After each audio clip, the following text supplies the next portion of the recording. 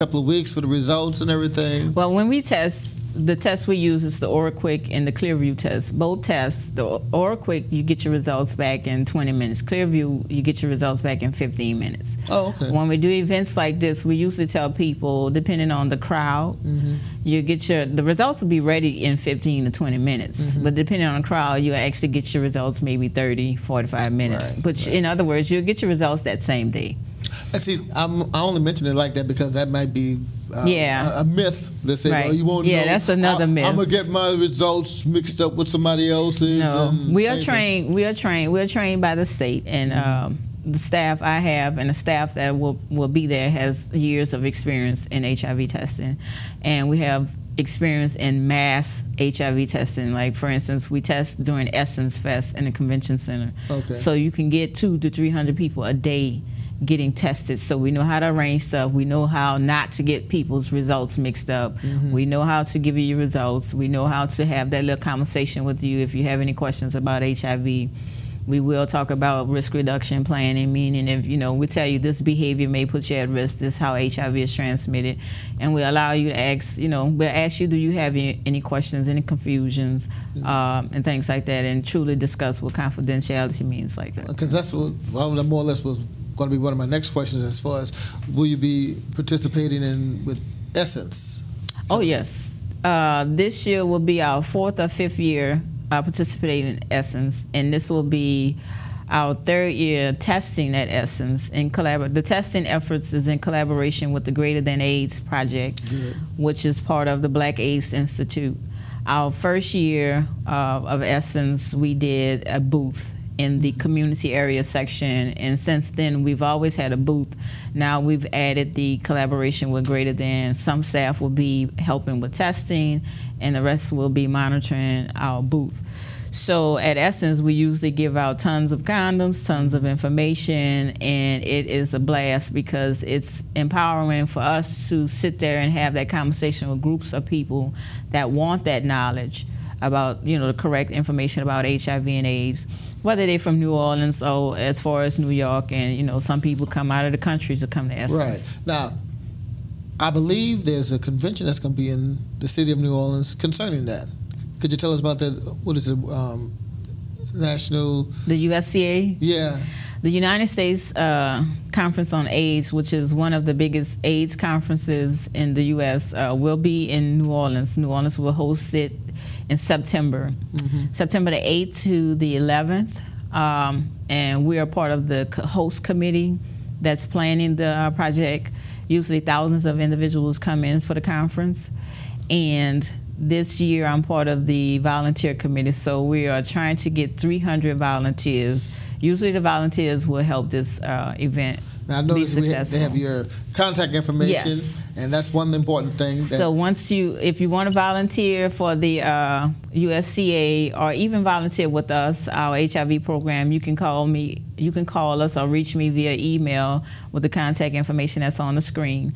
And we're looking for mature volunteers, and we also offer volunteer hours. I know sometimes students need volunteer hours, or high school or college students, or volunteer hours in the community, and sometimes people want to get involved in the community. So this is a good opportunity to do so. That's true too, because they do have to do that. They do have to do volunteer. And when we say mature, you got to be ready to be able to deal with the HIV field. Sometimes people still have those myths or misperceptions about HIV. You can get it this way, or I can't stay around this, or this type of person has it. You have to be mature to be in this field and want to volunteer.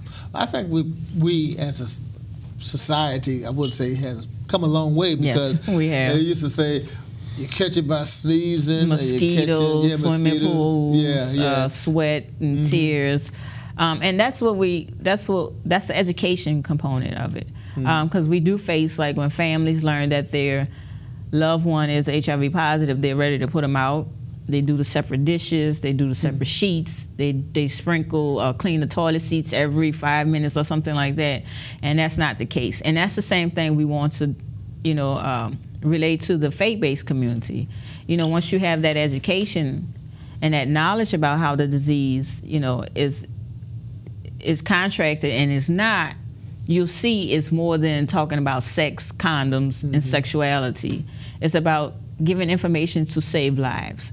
I can come into a faith-based organization or a venue and not bring a condom, but you'll get the same point. Okay. Because I can relate the same information I relate to the clergy leaders in your congregation is the same information I relate to young kids or the President of the United States. It doesn't change because HIV doesn't discriminate. And mentioning before, you know, once we get past that denial, and sometimes there's a power thing too, right, or control thing, as far as the faith-based community, we will be able to tackle this. But until, you know, the clergy leader steps up, or until you see somebody in the community talk about HIV, it all falls back on us as individuals. And one thing we learn in this field is that it's hard to change behavior sometimes, but it's not impossible. Sometimes people get it in the first conversation, and sometimes it takes years. So that's why we're around, when we're trying to stay around for years, until, you know, they get it. I remember met with Planned Parenthood, a meeting, and your father was there, and I think I took a couple of pictures and everything. And I'm bringing it up because they're still working with the cars and, you know, refurbishing. Could you tell us about that a little bit?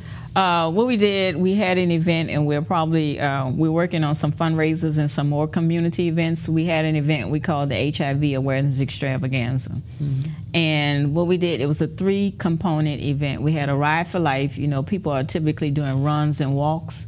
We had a Ride for Life. We had a health fair, and it was something else. We had and we had a car show. That's the part. And it was all in for HIV awareness. So the Ride for Life was, we'd get in the cars and we would ride around the city with the red ribbons, police escorted. And also the health fair was for not just HIV providers, but a whole bunch of community providers. And the car show was to attract the people we were trying to target or reach. And when they came in, that was the opportunity for to educate about HIV. So that's one of the things we want to get back to, because it was successful despite rain. People came out.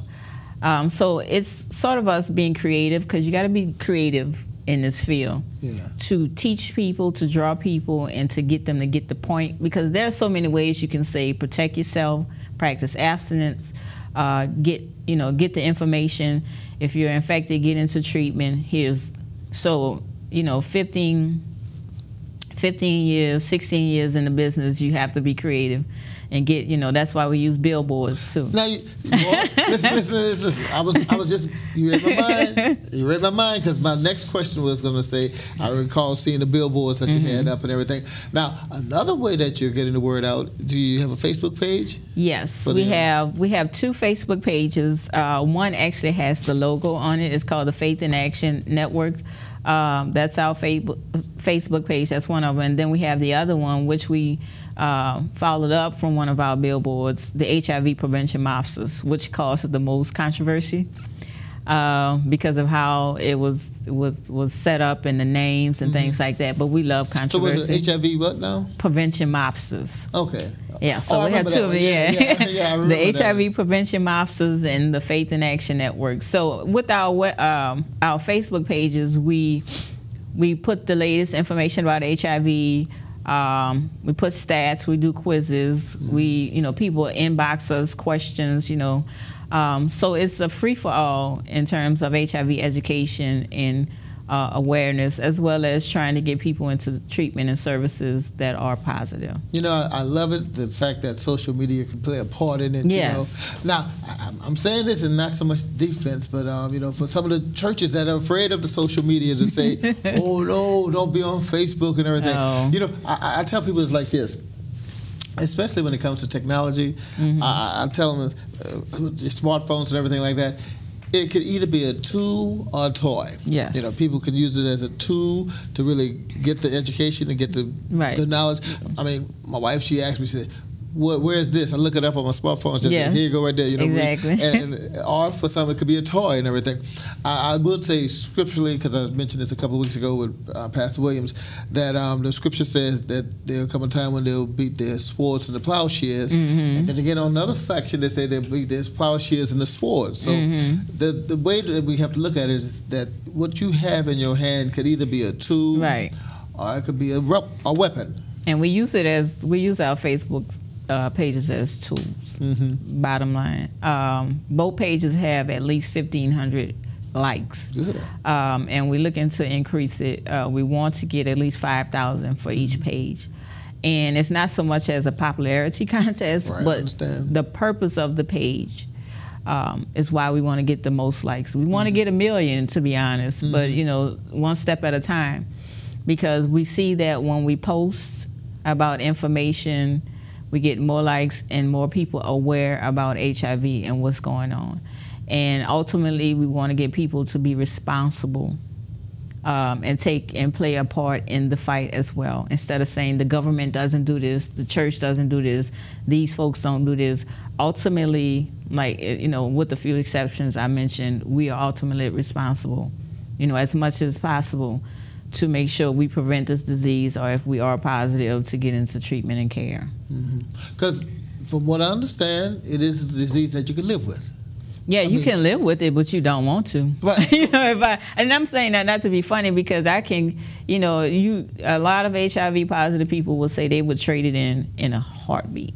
You know, and I say that because sometimes you hear folks, well, I know there's a cure, such and such is cured, and this is not a disease people want to have. No matter how you feel they got it, how much you stigmatize them, or how much you judge the way they got it, or however they did get it. It's a disease they don't want to live with. You know, the medications is making it livable, but sometimes they, you know, and the HIV positive people cannot tolerate the pain, the suffering. It tears up the body. And that's its goal. I guess that's getting back to what we talked about in the beginning, is to get tested. Yes. So you could know, because some people may be living with HIV. Yeah, and you cannot determine your status based on the next person's status. For example, we get, and I'm not trying to bash the fellas, but we get some guys like, oh, my girl got tested, she's straight, so that means I'm straight. No, that's your girl status. Right. You know, you know, ladies, my guy, he's saved by Christ and he's saved by Jesus, so he doesn't do that anymore or whatever. So I know he's good because I love the Lord too. HIV doesn't, and don't take this the wrong way, HIV doesn't care about the Lord, you or your loved one. The bottom line is for you to know your status and get tested. Well, we want to appreciate you coming, and we'll have you on again sometime. Thank you for coming. Thanks for having us. Thanks for having us. Want you to remind you that we're here, and if you look at the screen and you see the phone number on it, you can contact us and let us know what you think. So again, we thank you on behalf of Pastor Willie Williams, newlywed, and his lovely new wife. We say thank you. May God bless you. May God keep you. This is our prayer.